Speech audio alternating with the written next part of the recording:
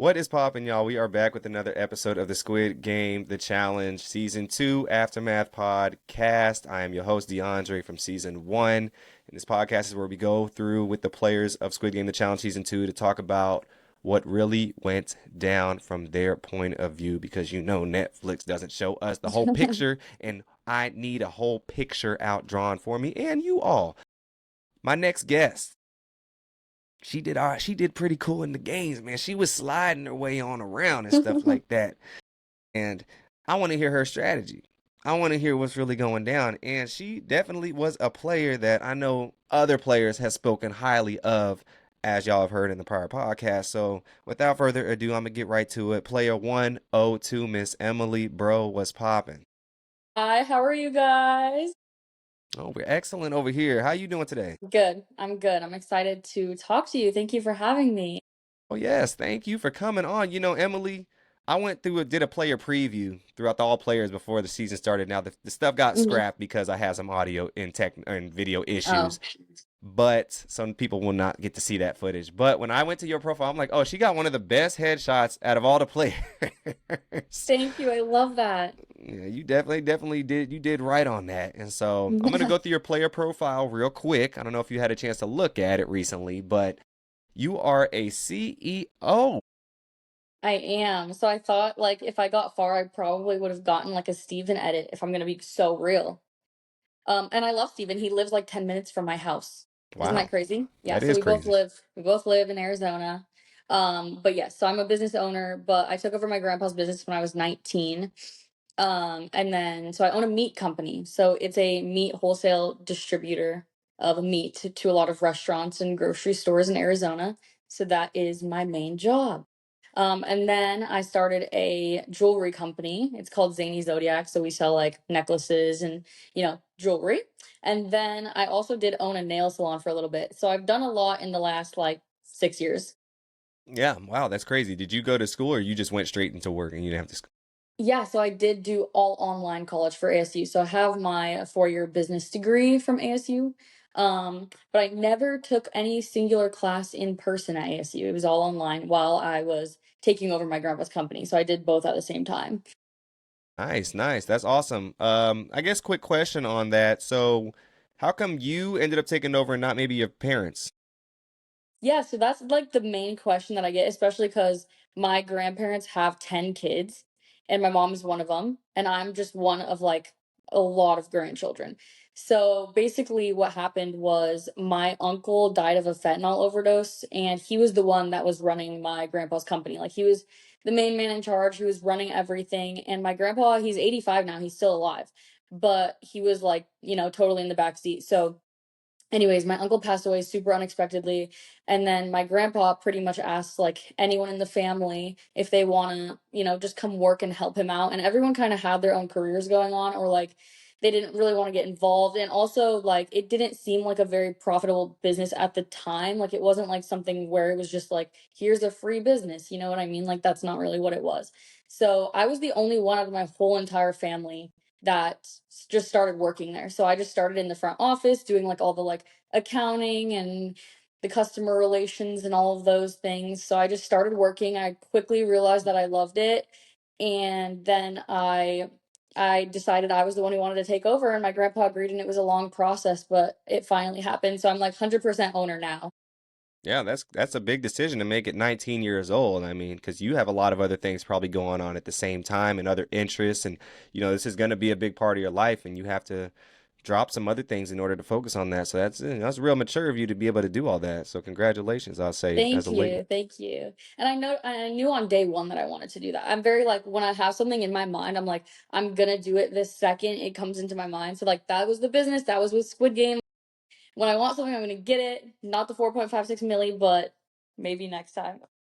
Okay, okay. Well, as a business owner, why did you decide to apply to Squid Game: The Challenge Season 2? So actually, this is kind of a longer story, but ever since I was a little girl, like when I'm talking like 5 years old, I was like a big Big Brother fan. Like I was obsessed with Big Brother, like that's my show. And I always would tell myself, like when I turn 21, I don't even care to drink. I just want to apply to Big Brother. And so I applied to Big Brother for the first time, and I got really far in the casting process, and then I got cut. And they were like, but you're really good at applying to reality shows. Like, you have the personality to it. So just keep applying to reality shows. So then the second one I applied to was Deal or No Deal Island. And then they called me the next day and they're like, we're actually done casting, but we want you to apply to Destination X. And so I was like, okay, did the whole process, got really far, did the Zoom, got cut.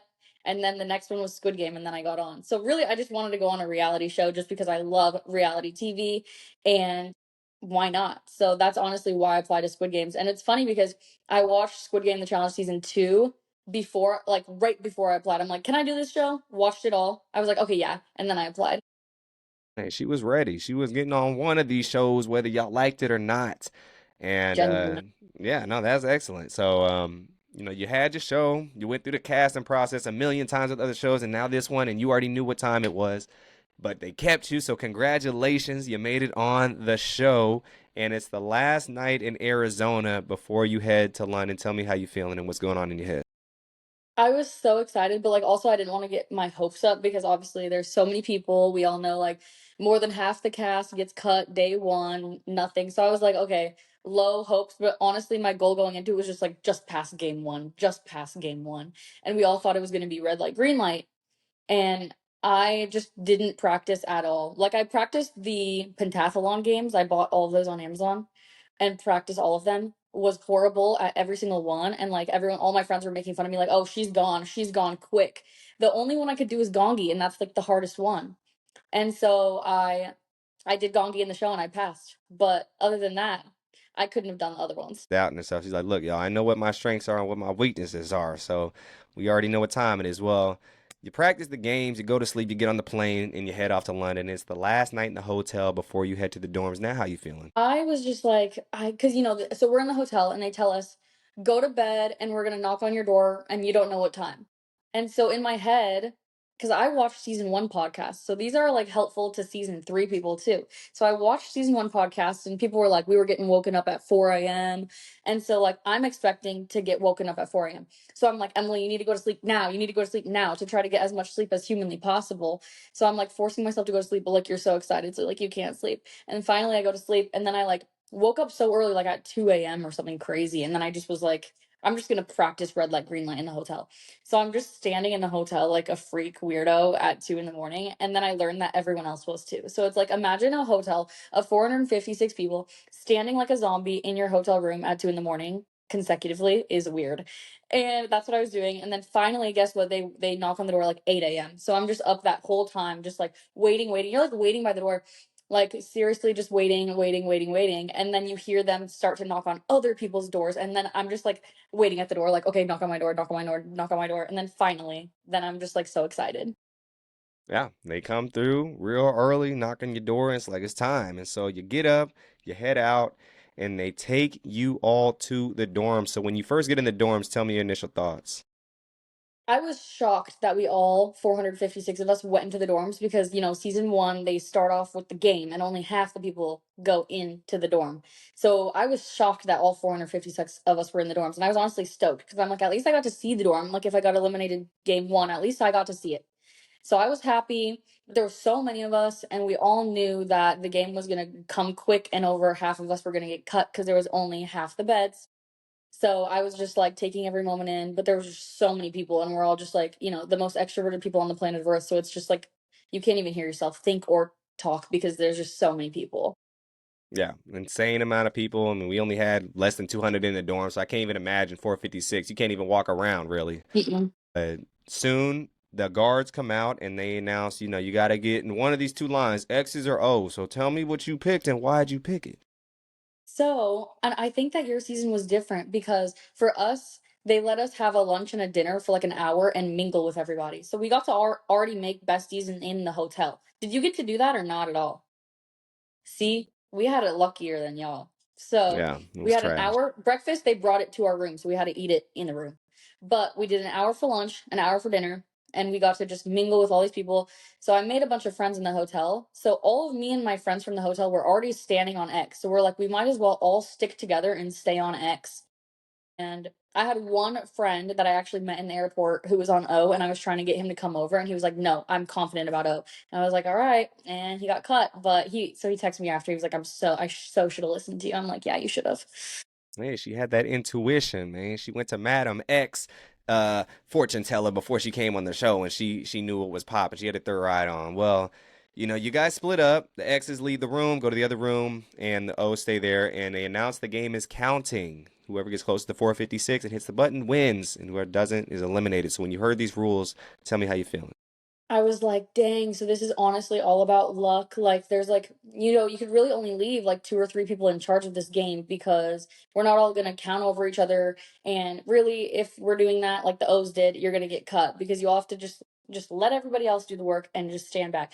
So I was like, there's already people screaming, hooting, and hollering, I want to do it, I want to do it, like up in the front, like the big loud men. And I'm like, I have nothing to say. So I literally went in the corner of the room and just sat my ass down. I didn't even count. I didn't do nothing. I just sat there and I was like, fate will decide. So really for a majority of us, it was just fully luck. And we just left it in the hands of like a few people and it worked. So I was lucky.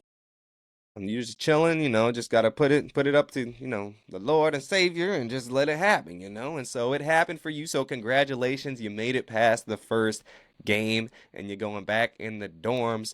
But when you get back in the dorms, you see 431 come in. Tell me how you feeling when you see that. I was like, a lot of people were upset about it. A lot of people were like, that's not fair. But I was like, you know what? It is what it is. He volunteered. I kind of saw it coming. Because if you volunteer, there's a bigger chance you get back in. So I honestly was just like, whatever, I don't really care. And it was what it was. Hey, it was what it was. He came in, he was back with his twin, and now they're on a mission. They're running around, talking to people, seeing what's going down, who's really here for good reasons and who's not. Did they talk to you? They did talk to me, and I remember them like being so formal, like everyone's kind of goofing and laughing and having fun. And they were like so formal about like, what are you going to do if you win the money? And I told them what I was going to do. And in the moment, I wanted to, so we own a meat company, obviously, I own a meat company. And so I always wanted to start my own restaurant and just supply the meat to myself. Like it just kind of makes sense and goes hand in hand. I know owning a restaurant is the hardest business in the world to run. So honestly, in all retrospect, I wouldn't do that just because I don't have the time. In the moment, I was like, I want to start a restaurant. My grandpa used to own a restaurant, and I want to like make him proud and start a restaurant in honor of him because that restaurant shut down. So I'm like, I think I could do it in honor of him. So that was like kind of my story. So they thought it was valid and they left me alone. So thank goodness for that. Hey, you gave a good story. They could feel that and they resonated with that some in their eyes. And so they're like, all right, she's cool with us. But some other people wasn't so cool. And they decided to eliminate 107, 285, and 286, and that's when it got real. First public Mm-hmm. eliminations always when like, oh, okay, this is we in the game now, Mm-hmm. EA style, and so they get eliminated, and soon it is time for the next game, and you guys go into the white room. You go into the white room, and you must get in groups of 10. Tell me how that worked out. So I was actually the first person to enter the white room. So I go in and you see me and I'm like, it's a white room. Like it's like kind of anticlimactic. Like, okay, what are we doing here? There's no explanation. It's a white room. So we get in, but we see that there's lines of 10 dots on the floor. So clearly you have to get in groups of 10. So I just got all of my best friends, all of my allies in the dorm and made a group of 10. And so I was like, I wasn't even thinking that we would get split down the middle at all. I wasn't thinking that until it was too late and we were already in the line and they wouldn't let us switch positions. So we were already lined up and then I was like, oh shoot. I was like, I think I'm literally going to be going against these people right now. And then we did.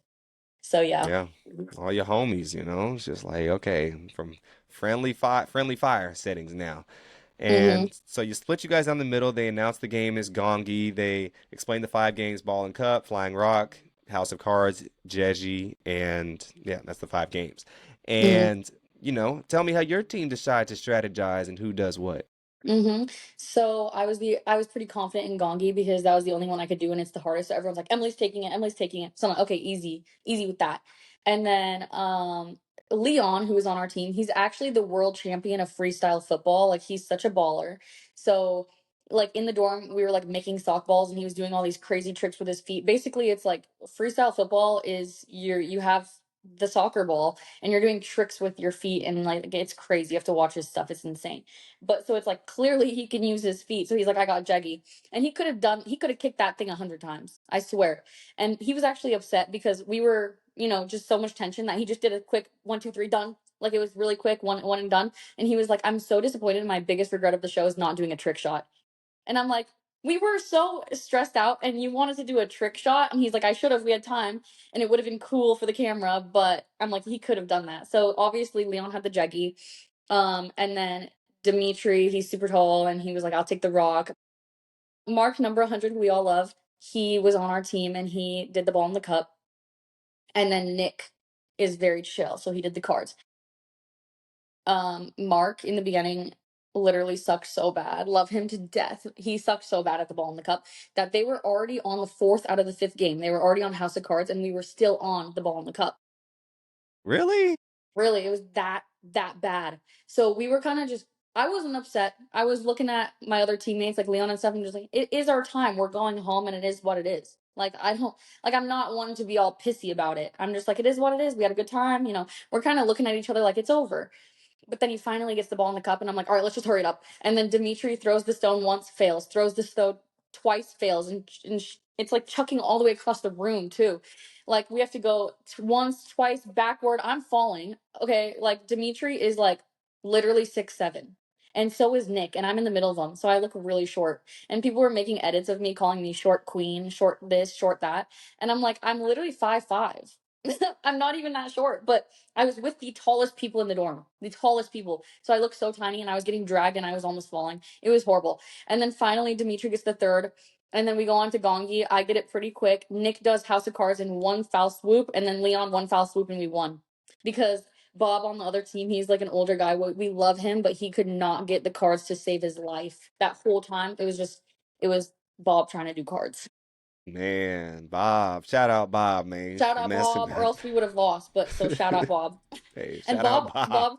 Bob's from Arizona too. And so when I got to the airport, ready to go to London, I made friends with the people from Arizona. And so we made an Arizona alliance with Bob. And it was me, Bob, Anthony, who got out in O. We were like the three. And then there was Steven, who got third place. Yeah. Nice, nice. Okay, shout out the Arizona squad up in the building. Y'all all got out in different games and whatnot, which is cool itself. But I'm glad y'all came back and took care of business. No, Bob took one for the team on that. But congratulations, you make it past the second game and you are off and running. And so you soon get back to the dorms and we find out that there's a storage room and someone 272 comes out with some candy. Do you get some of this candy? Or cookie, sorry.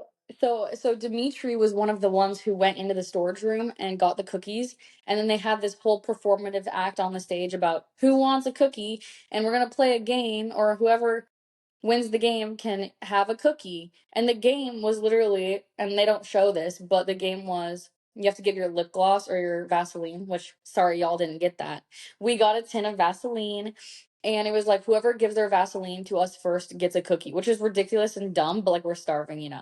And so Emily, my friend, who we're in like a alliance, it's me, Emily, and Dimitri, and she looks at me and she was like, Dimitri's not looking at us, so like let's not take the cookies. And I was like, you're right, like he's not. So we didn't take the cookies, but in the moment we thought something bad would happen if we did, which turns out it wasn't. But everyone was so skeptical. Facts, man, facts. It could have been, you watch reality TV, traders, if you take some, the chalice or something, you dying. So I Yeah. understand. I would have thought the same thing. Hmm. And so the cookies come, and soon the guards come back out and they announce that there's going to be a vote. And the five slowest players, 180, 89, 40, 344, and 289, take center stage. And you guys must decide to either keep them or eliminate them. So when you hear this, what are you thinking? I was immediately like elimination 1,000% because I thought that if we didn't eliminate them, it would go to the next slowest. So I thought it would go to the next slowest players, and that would probably be Mark because he was really bad at ball in the cup. And I was like, I would rather these strangers go home because I didn't talk to any of them, not one word. And I was really close with Mark. I was really close with a lot of other people who were like, "Oh, I did so bad." So I was like, "I'd rather these strangers go home than like my alliance," you know? So I was like, immediately eliminate. What about the musician? I know he did help us out, but I did not speak a word to the man. So I was like, whatever. Hey, hey, she didn't have to think about it, cuz she's like, all right, well, y'all get to voting and whatnot, and I believe the vote is pretty much determined by the time you vote. So your vote essentially was kind of didn't really matter, but you Right. voted X, Mhm. and to send them home. How did you feel about the people skipping up there, doing catwalks, dancing, voguing, the whole nine up there? I mean, I think that whoever was doing that, it was all about screen time. They knew like if the goofier, the wilder they were, the more screen time they would get. And that is correct. So, they played the game of screen time and they got what they wanted. But other people in the dorms were like, y'all don't need to be doing all that. It looks a bad look. I just did my little normal walk, pressed my button, and moved along. And my ring light died. We'll ignore that. Hey, it's okay. The light, you still got good light, coach. You still Okay, got good. good light. And so, the time for soon for the next game. And you guys walk in the room, and there are four colored boxes: yellow, purple, blue, and pink, and a whole bunch of markers. So, what color do you pick and why? So I was actually like kind of the ringleader of our group. I wish they showed more of me, but I was kind of background character. But I was like, pink's my favorite color. Number three is my lucky number. I was like, we have to go to three. And then I don't know why, but I think Emily was with me, my friend Emily. She was like, and Valentine's Day is coming up. And we're like, okay, pink, pink it is. And so we just told everybody, all of our friends, pink it is, number three, let's go. Lucky number and my favorite color. And my car is pink. I'm a pink girl. Like, we're doing pink. So everyone followed me and we all went on pink. Hey, divine intervention with the pink squad going up. The guards are pink. We just got to keep going on. Squid Game is pink. Pink got to be the color. And so y'all pick pink, and you soon enter the arena, and you see all the markers. You see the games, and they announce. Well, you see the room, and it's announced that the game is catch. The thrower got to throw it to the person they catch it. They're in. If he drops it or she drops it, they're both out. So when you heard the game, tell me how you was thinking about it. Oh my gosh, I thought I was so eliminated because we didn't, well, before we find out it was catch, right? And I'm like, I'm the most unathletic person in the entire universe. I have never played a sport in my life. I'm not a sporty girl. I'm not a gym girl. I'm not any of that. So I'm like, oh, I'm so out. Like I honestly was like, I'm so out. I can't catch a ball. There's no way I could catch a ball. So then I heard like there's 16 balls, and once all 16 are dropped, then you're good. So then we, correlate in our little group deciding who's gonna stand where. And I raised my hand. I'm like, guys, I am so unathletic that I don't even trust myself in the front. I can't even catch a ball if you threw it to me. Like that's how bad I am. So I'm like, I want to stand in the back. And then everyone was just like, whatever, sure, cool. Because no one really wanted to stand in the back. It was people trying to run to the front, and then people who didn't make the front kind of got the middle, which was the worst. I would way rather be on the back. So I'm in the very back dot, and I was very happy about it. And it did me justice. So I never had to catch or throw a ball. And if I did, I would have died. Oh man, she said, "Look, y'all, I don't know what time y'all on, but I know what time I'm on." And so, you get in the back, the game is proceeding. A lot of people catching it, a lot of people getting out and drop after drop after drop, and you make it through the game, coach. You skated through the game just like, you was on ice in the Olympics. And so congratulations, you make it through. Did you ever think that the ball was going to get to you? You like knew once you seen the game going like, "Ah, it ain't coming." Well, so we started, and everyone is catching the ball like a piece of cake, and we're back there like, oh, what did we do? What did we do? I was like, there's no way I'm catching the ball. Like, I'm either dead or I'm alive. So I really, whatever, it is what it is. And then it was like piece of cake, piece of cake, piece of cake. And then towards the middle, everyone just started dropping. And so I was like, I'm totally good. Once everyone started dropping, I was chilling back there. Give me some pizza, some cake, some popcorn, actually, so I can enjoy this game. And so, congratulations, you make it through and back to the dorms. There are 74 players left. And now it is soon time for, we get this doll. This doll appears. When you see the doll, do you think about getting the doll? Not at all. I was not about to take a risk because I know risks could lead to elimination. And I know that, if somebody got the doll and they had to eliminate somebody or they had something like that, no one was going to eliminate me. Everybody loved me in there and I was chill with everybody. So I was like, I'm good. I don't need the doll. And it worked out in my favor because nothing happened for me with the doll. So yeah. Hey, Miss Congeniality. Miss Yes. Congeniality in the building. And so we get Natalie, player 75, with the doll. And she didn't want it at first.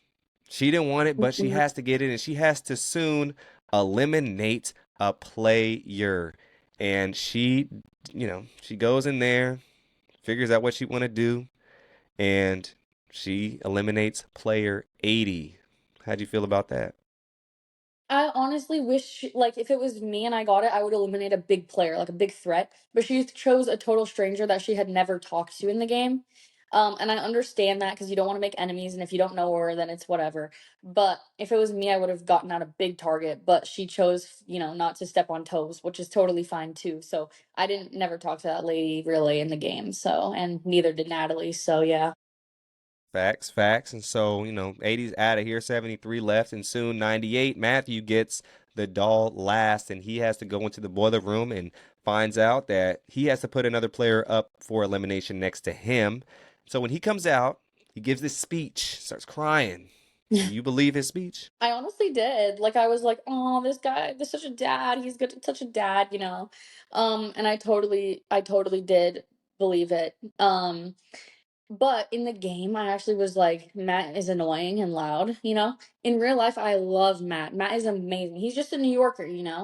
But and when stress kicks in, he may be a little crazy. But in the real world, he's amazing. But in the game, I was like, I never talked to Matt. He is annoying and loud. So I eliminated Matt because I did have a lot of conversations with the twins. So I actually eliminated Matt. Sorry, Matt. Love you. Interesting. Yeah. Interesting. You didn't think the twins had an unfair advantage? I mean, I saw it as I had a lot of deep conversations with the twins in there. And so I was closer to them as a whole. And I never talked to Matt at all. So I was like, yeah. So you were pretty upset when 431 got the boot.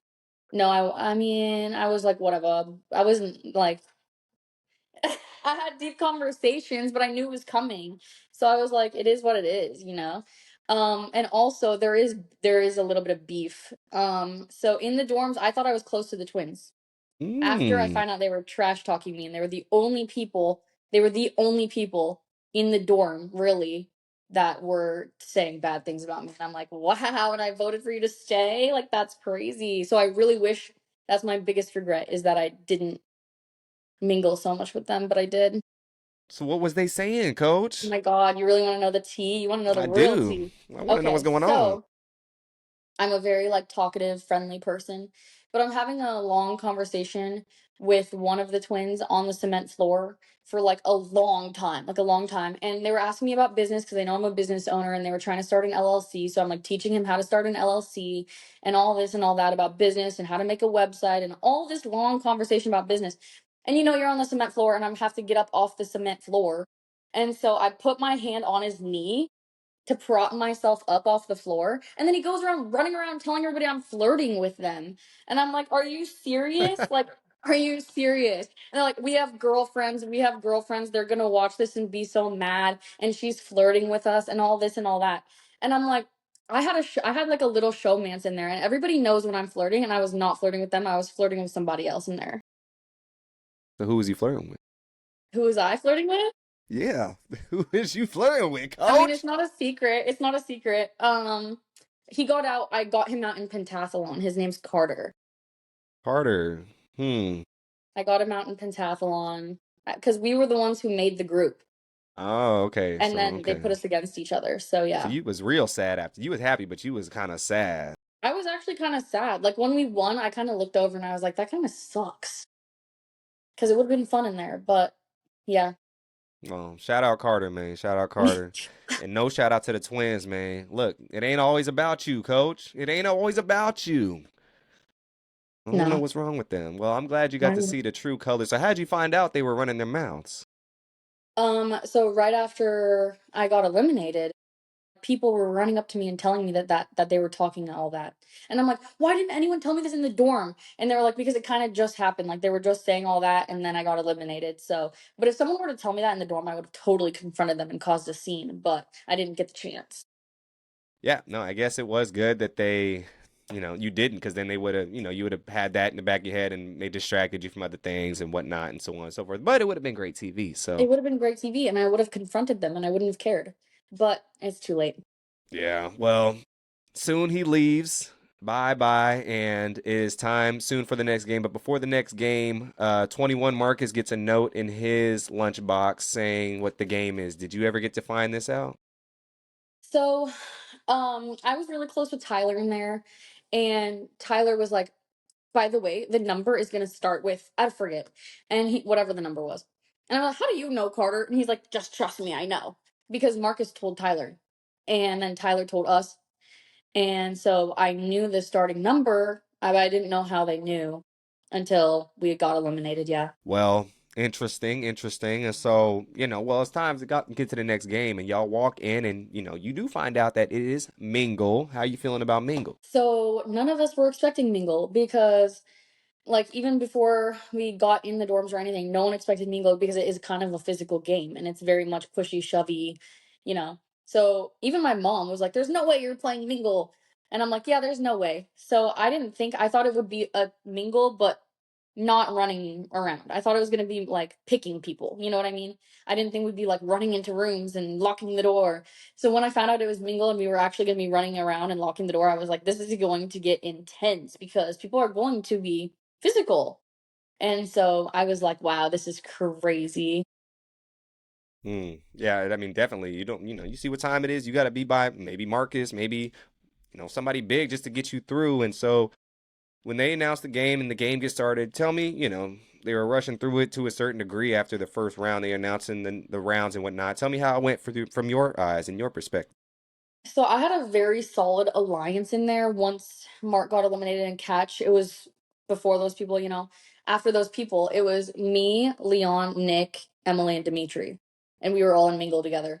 So that was we call ourselves the Core 5 Alliance. So we were like, we're going to stick with each other no matter what. And if it is a smaller number, we're going to separate. But like that was the main group. And then we brought in Trinity and Manel. And that's when the whole Trinity, like, Trinity versus Leon thing was happening in the mingle room and it got like super chaotic. But there was nothing that anyone could do really. It was kind of just a pushy shovey game at that point. How are you managing through it though? Like, tell me, was there any I was rounds? chilling. I don't know why, but I was genuinely chilling. I was like, everybody likes me. Like, I have a good alliance. I'm gonna end up just fine. And I was right. So I was not stressed out. And if you see me in there, I kind of been just standing in the corner a lot of the time. Like, I would run with the group, be like one of the first people in the room, stand in the corner, and everything was always fine. It was really not that stressful for me compared to others because I had so many alliance members. I had so many people that I loved. And that loved me, so I was kind of just chilling. But that one round when Leon and Nick got out because Trinity wouldn't let them, it was a whole chaos. That sucked. Yeah. Yeah, no, that was insane and intense and crazy that you were even in there in that room just stealing all that. I can't believe he was about to self-sacrifice himself there, you know? And And it was even crazier in the moment. Like because so basically what happened, there was too many of us in the room. So Leon and Nick left and kind of we like, all right, we're all just gonna leave the room, is what they said. But then Leon and Nick left, and then Trinity shut the door and locked the door so that we were trapped in there and they were trapped out. So it was just like it is what it is situation. But when it happened in reverse, when Trinity was trying to go out for his friend, he was trying to get out so hard, and Leon was holding him back so hard, and Manel was holding him back, and I'm just like standing in the corner like. But it got so intense, like so much screaming, like so much crying. He literally was clawing at the wall, Trinity was. I was like, whoa, this is a crash out moment. And there's nothing I could do. I was just standing in the corner. But it was like way more intense in real life. it's release the tapes. Release Release the the tapes. tapes. Yeah. Well, and then soon you guys get to the end of the game, and you guys decide to protest and rebel the game. Were you down for this protest, or did you want to just keep going? Yes, I was down for the protest because everybody was over it. Like everybody was actually so over it. It was not staged at all. I know a lot of people think that it looked staged and whatnot. But we were so over it, and then they made us do like a dinner break in the middle, and we're like, we don't want a dinner break. I remember screaming, like, we do not need a dinner break. Like, let's just continue and get this over with. And they're like, no, you guys need a dinner break. So we did a dinner break. We come back in. It's just like round after round after round. And it was like people were slapping each other and falling and pushing and crying. And it was a whole mess. I never cried, but both of my contacts flew out of my eyes. I swear to God. I was blind. I was literally playing Mingle blind the whole time. I don't even know. That's how crazy it was. That is funny as hell. Dang, did you ever get like your contacts back? Well, after During the min dinner. dinner. Okay, cool, cool. Dinner break, I said, I lost both my contacts. Please let me put them back in. And so I had to go get new contacts and put them back in. But yeah, the revolt was so real. I was over it. Everybody's over it. Yeah. Okay, okay, interesting. So, well, you get your contacts back, and the guards come out first, and they front man comes and they hand you guys a little box, and you find out the box is marbles. So when you find out marbles, how you feeling? I was like, dang, they really tricked us good. Like that was the best way they could have done it. Cause like if they were ever like getting a pair of two or like whatnot, no one was ever gonna get with like Kurt was never gonna be with Zoe, Prilla, and no one was ever gonna be with somebody they loved. So they really tricked us good there. And so we were tricked, whatever. But I got partnered with Faith, and I honestly was not that close to Faith in the dorms. I had not talked to her that much. So I was like, well, at least I'm not going after like my best friend in the dorm. So I was like, it is what it is. Yeah, no, it is what it is, and soon you get into the marble arena, and it's soon time to get started. So tell me how that went down for you guys, because they didn't focus a ton on your guys' game. Right. I wish they did. I think they didn't focus a lot on me because I was just cracking jokes the whole time and being kind of funny, and they wanted to be like more serious and like we're gonna die. Mm-hmm. Um, I was kind of just like sitting with Faith. We were talking about our lives. And I was like, you know what? It's a win-win either way because if I win, I get to go out of here and eat a burger and you don't. So, you know, I was just joking around. I was really hungry. I'm obviously in the meat industry and I eat a lot of good food every single day. So it's like not going that long without food. I was kind of over it in a sense. I was like, I'm so hungry. I need food. Like I was talking to her about all the foods I wanted to eat. And I was just like so hungry. I did give it my all. I tried my best, but as you know, I'm not good athletic or good at throwing at all.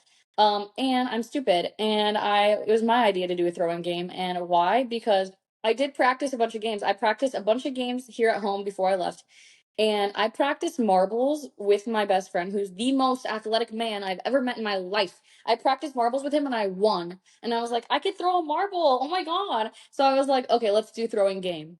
Duh, I'm stupid. And I didn't even get one and she got three. So you guys are throwing it in the pot, correct? Yeah, so it was whoever got three in the pot first won, and she got three quick and I got none. Dang, you didn't get any? No, I couldn't even like I feel like the pot was so far that when I was throwing, I couldn't even see where I was throwing. I couldn't even like I literally didn't even see what I was doing. I was like, I don't know what I'm doing. That's crazy. Well, Yeah, very anticlimactic game. And, unfortunately, that's where you take your exit. You made it super I far. did. 40, Top 40, 44, top yeah. 10%. Yeah, top 10%. Like, that's insane. And you made it through basically all the games except the shoots and ladders. That was the Yeah. last real game Mm-hmm. left, except red light, green light, I guess. Right, right. That's insane. So when you get eliminated, you're back in the hotel. Tell me how you feeling when you get to the hotel. Oh my gosh, so I got eliminated and I feel like, I'm not like a sad person. Like I'm probably actually one of the happiest people I know in real life. And so I get eliminated. I'm like, you know what? I'm just glad I made top 10. I'm in such a good mood. Let me eat the best food ever and let's get drunk at the bar. And you know what's funny is when I knew I was out, I knew I was gonna die. And people are doing these dramatic deaths on the sand, whatever. And I'm like, I know the second I get out of here, I'm gonna go party at the bar, and I don't want to be all dusty, crusty with sand in my hair. So I purposefully fell on the stairs so that I wouldn't get sand on me, and that's my death scene. And they still showed it, so I'm like, you know what? I'm happy about it. But I did that on purpose because I knew we were gonna go get drunk at the bar right away, and I was right, and we all did get drunk at the bar right away. I didn't even change. I didn't even change. I went straight to the bar. I'm crying. She's like, look, I'm not pulling a Daryl and falling to my knees and falling sideways onto the grass. No, I said we're gonna be clean, so I can be clean and go get a drink. Hey, strategic all the way, even strategic in her elimination death, y'all. No. That's the mind of a CEO. You think everything through, man. Take notes at home. Well, you get lit at the bar. You went out on the game and on kind of your own terms, and so that's the best way I think to go out is in a game where you kind of have control. And so when you get back to Arizona, tell me how you feeling now. Oh my God, am I gonna spill some real tea right now with you? I will. You know what? I will. So I had a crush on Carter in the game, obviously. And so What he number is memorized my Carter? I don't even know. I'm the worst at numbers. I think it's like 373. I don't know. You're gonna have to look up Carter. He's a basic white boy. Um, You don't even know his number, Dan. I don't know. I don't know anyone's number except my own. I never called people by their numbers. When we did MIVs and they were like, "Who are your alliance number?" I said, "I don't know their numbers." That's why none of my MIVs got shown because I'm like, I don't know these people's numbers. I know their name. I could do their last name. I don't know anything about a number. And so, yeah. So anyway, so Carter in the game, he memorized my Instagram username, and he was like, "When I get eliminated, I'll DM you." This is actually funny. So I get my phone back and I look at my DMs and I did not see a DM and I was like, "Oh my God, he didn't like me back. Like that's so embarrassing." But then I looked at my like requests inside of my requests and he did. So I was like, "Thank the Lord." And so he did DM me and he actually was like so he's from LA, so he actually drove out to Arizona here to come see me like the day that I came back from London. So he was one of the first people I saw before my dad, before my mom. Like kind of crazy. So he like met my dad and we all went to dinner and like we all had a group dinner with all my friends and like yeah, that was So the first thing I did. that's crazy. So what else happened there? You got to tell me like where did this go? Like what's going on? Oh no, nothing went of it. I mean, it was like You he gotta was be here for a excited. few days. I know it's kind of anticlimactic. He was here for a few days. He moved to DC. Like it wasn't Dang. like a long term thing. But yeah, Okay, well y'all still friends though, right? yeah, we're chill. It's fine. Oh, that's excellent. Okay, cool. Well, as long as y'all friends, like Yeah, I don't. How I look at, I guess I'm getting way off topic, but relationships is like you can't. I don't go into things like, oh, like I'm meet this person, we're going on a first date, or we're meeting, and I want to get married. Like I'm not going. That's a lot to put on some. That's a lot of pressure, I right. think. And Yeah, so you meet somebody, and you kind of just, I'm usually go with the flow, and we'll see the vibes, and we'll kind of go how we feeling. That's I think how everything should go personally, because then you end up in a marriage, a stuck marriage, and so. But anyways, that's yeah. off So topic. it went exactly how it was supposed to go because he moved to Yeah, the other side of the United States. So yeah, yeah, it was what it was. But yeah, we had. I'm glad that of everything that happened and everyone had so much fun. So it was cool to like introduce my friends to, my squid friends and like yeah, it was a lot of yeah. fun. That's an interesting mingle because I find myself doing that, and it's like a whole. Eh, you don't know how your friend. I mean, it's a whole mixing friend groups, the whole nine and Right, whatnot. But yeah. especially on a show that you just got finished doing, and you guys kind of have a bond to where it's like you and the rest of the cast members, where your other friends in real life won't really understand. Right, So exactly. cool. Well, cool. Well, what do you think is the biggest takeaway or lesson that you took from the show? I mean, I have gotten so many close friends from this show, just like really close relationships. I actually love not having my phone in there. I was so chilling. I was like, I could like love my family and friends to death, but like I was not thinking about them. I was like, I'm focused on these people and making relationships, and I don't care about my phone. I could care less about the outside world. And it is so interesting. Like I just want to do something like that again so bad where like none of us have our phones because it's such an integral thing of our lives where it's like you can't see me without a phone in my hand. So honestly, I love that. I was like, can we just like all throw away our phones, please? Because life would be so cool. Oh my gosh, I mean the in-depth conversations you can have, just the attention to the other people, and it's a whole nother life. Like we've had not our phones in certain instances, but not for that long period of time. And it was great. That's the one thing I miss. I always got to have my phone on me too, like nonstop. And Hmm. I like having my phone clearly, but it's nice to get away from it and push all that to the side. So Yeah, I agree with you there. Well, Emily, it was great to get to talk to you. I'm glad I got to see you at the finale for a little bit too. I know we I was, know. always all over the place. And you was killing it with the black dress as well. Oh, If thank you, y'all thank ain't you. seen it, check out her Instagram. And if the people who do want to keep up with you in your journey, where can they find you? Yeah, my Instagram is just my first and last name, but I spell it Emilie. And then my last name is Bro, so you cannot forget that. Instagram, I also post YouTube videos and TikToks and all the things. It's Emiliebro01 for those. Yeah. Go subscribe, y'all, because I know I'm about Yes, to thank right when you. I log off of here, man. I want to see the videos, man. I love it because I listen and watch YouTube all the time. That's basically my TV. Yes. So, well, Emily, I thank you so much for joining me on the podcast. It was great to hear your take from the show and your perception on the things that went down. So I appreciate you coming on. Yes, thank you so much for having me. Yeah, of course. And for the rest of y'all back at home, thank y'all for listening and watching. Peace, blessings, deuces, and have a great rest of your day.